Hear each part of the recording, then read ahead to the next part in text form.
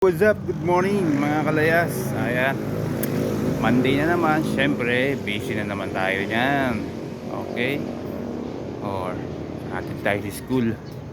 Tara, kunin natin yung susi. Nalimutan ko yung susi ng ating sasakyan. Sumabit pa tayo dun. Alright, let's go. Eto na. Eto na. Monday na naman. Maghahatid na naman tayo. So aga natin gumising at tayo ay nagluto kanina ng kanilang babaunin. Ayan, si Ate Big Girl, ayan po. Si Ate Janela ay naligo pa. Kaya pagbalik natin, siya naman yung ating ihahatid. So maghahatid muna tayo sa PSL and then mamaya sa PEL 2. Kaya tara, let's go. Samahan nyo ako maghatid. Okay, alright. Kumusta po lahat? Ayan, nandito na tayo. Nasa daan na tayo. Mapunta na tayo ng school ng PSL.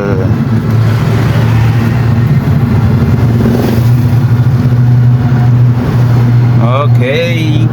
So kamusta po ang lahat? Kamusta po ang Father's Day natin kahapon mga kalayas? Yo. Happy po ba lahat? Narigaluhan po ba kayo ng mga asawa ninyo? Anak ninyo? Ayan. Kamusta ang Father's Day nyo? Kayo ba ay lumabas at kayo ba ay kumain o nag-date? Dinate ba ninyo ang mga asawa ninyo or nag-family bonding ba kayo mga kalayas? Ayan. So kahapon nga na-surprise tayo, no? Kaya pala hindi ako nagtinda. Huh? Dahil may plan pala si God. Ayun. Kasi hinihintay ko din yung deliver ng aking soda. Wala nga po akong mga panglagay sa soda. Wala akong jelly. So hinihintay ko yung aking deliver. Hindi pa dumadating. Kaya naman pala tayo ay hindi magtitinda. So kahapon po ay linggo. Medyo marami rin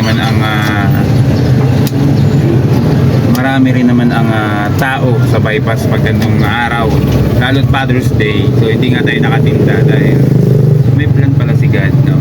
Ayun nga, na-surprise tayo. Bigla tayong binigyan ng cake. Ayun, napaka-happy naman. Gulat yarn.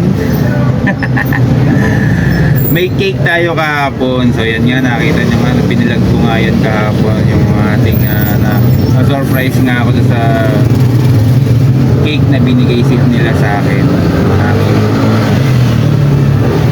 Mga nasaw at mga anak. Ayan, sinurprise tayo mga kalayas. Maraming salamat sa cake ninyong binigay. So ayun nga, hindi pa natin siya nakakain. Ang kinain natin kagabi ay yung cake ni ate. So may cake din si ate, may binigay din cake kay ate. Kaya yun muna yung ating inunang kinain. So yung cake ko hindi pa natin natitikman. Kaya mamaya titikman natin ang cake ko. Ayun.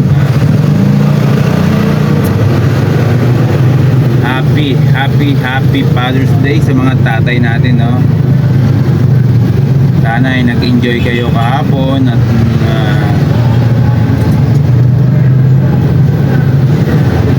ayun. Basta na yun. Ayan, so happy lang, no? Laging happy. Kahit hindi happy, basta laging happy. Enjoy yourself. Enjoy your day. Ayan. Alright, maraming salamat po sa mga followers natin dyan. So mamaya magtitinda tayo. Mamaya so Monday. Dahil plan ko nga i-straight natin yung pagtitinda. Dahil Sabado Linggo wala na naman ako tinda. Nasaan tayo? Malate?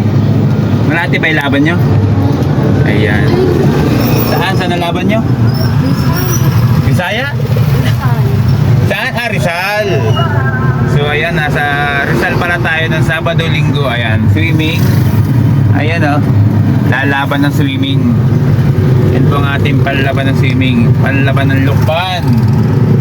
Ayan, so wala tayo ng Sabado, Linggo. So makakatinda siguro tayo. Ngayon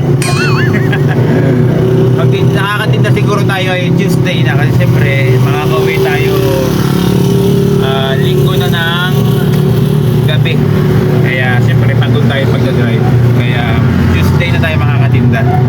Yung pong mga suki natin yan, mga customer na maghahanap sa soda, Tuesday po may tinda tayo. And then mamaya may tinda ako. Wala lang ako tinda kahapon at ayun nga, plan nga ni God dahil Father's Day, so sama-sama muna ang family. So sa bahay lang kami nag-celebrate. Konting salo-salo lang. Konting kainan lang. Ayun, may pasta, may cake, may coke. Okay na yun. Happy na ako nun. Hindi ko makakalain nga mayroon tayong cake. Kahit naman walang cake, happy naman tayo. Alright, so yan, malapit na tayo sa school. So yung pabalik na tayo ng bahay at si Ate Janela naman ang ating susunduin. So yan, nandito na nga tayo sa school. Ayan, kapababa lang ni Ate Big Girl. So yun, pabalik na tayo ng bahay. At 6:40 na ang time ni Ate Janela ay dapat 6:30 po siya, pero dapat po ay 7:15 ay nasa school na. Yeah, narinig na nga tayo sa bahay. Ay parang hindi pa lalabas ang aking anak. Ating mama ni O'Brien muna itong ating sasakyan para paglabas di ready na tayo. Daming tae. Ayun kayong tire tayo na nga sung mga galak. Asa na ang aking prinsesa, katagal lumabas. Ayan, so tabi muna natin baka may dumaan. Janela, where are you? Alas 7 na, kaya kailangan tayo parating na ng school bago mag 7:15. Aabutin na naman tayo ng traffic talaga namang yun na nga, hintay tayo. Ayan na. Bakit kasama? Anak, yung pagkain mo matatapon, wag mong hilahilahin. May mga laman po yan, food po yan, food. Yan to yung baon mo. Saan mo nilagay? Wala sa akin susi, nasa loob. Kunin mo yung susi doon. May kita ka. Ayan, let's go. Tayo po ipapunta na uli ng school. Ayan ang akin na sumama na naman si Utoy. Narinig lang yung ating sasakyan ay biglang bangon. Hindi ko pa yata natutulog Tulog ka pa ba? Oo. Ayan na yung ating anak. So, tayo maghahatid na uli sa school. Tara, mamaya pang pasok mo. Mamaya pang 11. Tapos ang labas mo 1. Yan, lagi mo nang tinatanong kung may pasok. May pasok ako kasi ngayon ay Monday. Si Ate Janela, maaga ang pasok. Ang labas niya, 12. Mamaya pa 12. Ikaw naman, labas mo ay 1. Okay? Alam mo na? Okay. Sabihin mo sa kanila, good morning muna. Mag-good morning ka muna. Good morning, guys! Kamusta po kayo? Okay, mag-hi muna. Ay, ikaw din anak, mag-good morning muna sa ating mga followers. Good morning muna. Good morning. Ayan, tablay. Okay, let's go. Okay. Nandito na tayo sa kanya. Nak, alam mo na yung room mo, ha? Okay. Hey! Lagi nagkakasabay. Ayan, baba na tayo. Samahan pa kita, hatid pa kita? Yes. Papahatid pa. Wait lang. Papahatid pa yung ating anak, wait lang. Nagpahatid pa ang aking anak. Kasi gawa ng kanyang dala ito. Ito yung kanyang food. Ay nabibigatan siguro, kaya ayun. Ihatid ko daw siya. Nabibigatan ka ba sa food mo? Anak, ang food hindi nilalagay sa bag. Kasi meron tong drinks, meron tong water. Baka mamaya matapon. Yung drinks mo, yung water mo, yung juice dito mo lalagay yan dito. Ano, sa tabi. Kasi pag nilagay mo sa loob ng bag, matatapon. Ano? Layo. So doon po kanyang room, yun oh, doon, doon. Sa una, at ito yung pangalawa, dito po siya sa una. Yun ang kanyang room. Bilisan na, late ka na. So nagpa-plug ceremony na yung mga grade 6. Grade 5 to 6 yata ito mga to. Siya naman, ang plug niya bukas ay maaga din. So tuwing Martes po yung kanila, yung mga grade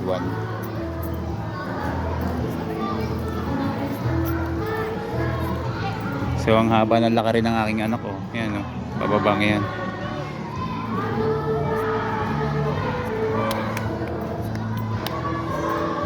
Hawak na dito. Mag-good morning kay teacher ha.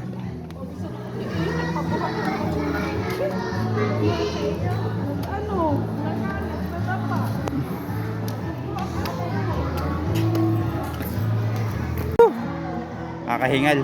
Haba kasi din ang laka rin oh. Ayan, ang laka rin hanggang doon. So yun, pabalik na tayo ng bahay at marami tayo uling gagawin. So ako'y maglilinis ng maglilinis ng garahe, maglilinis ng terrace kasi nga po ay sobrang alikabok. Gawa nung ginawa yung fish pond ay yung mga alikabok na nung nag-grinder ay kumalat po yung kanyang alikabok sa garahe, sa terrace. Kaya need natin mag baldeo. Wow! Ayan, so pabalik na tayo ng bahay. Haba ng laki rin nga naman ng aking anak ko yun oh. Tapos from there to there. So kaya gawa nung kanyang baunan ay medyo mabigat nga naman. Kasi meron siyang baong juice, meron siyang baong water, may baon siyang kanin, ulam, tapos meron pa siyang cake. Ayun, kaya medyo mabigat nga naman. Kaya ayun, nagpahatid ang bata. Patid ang ating anak.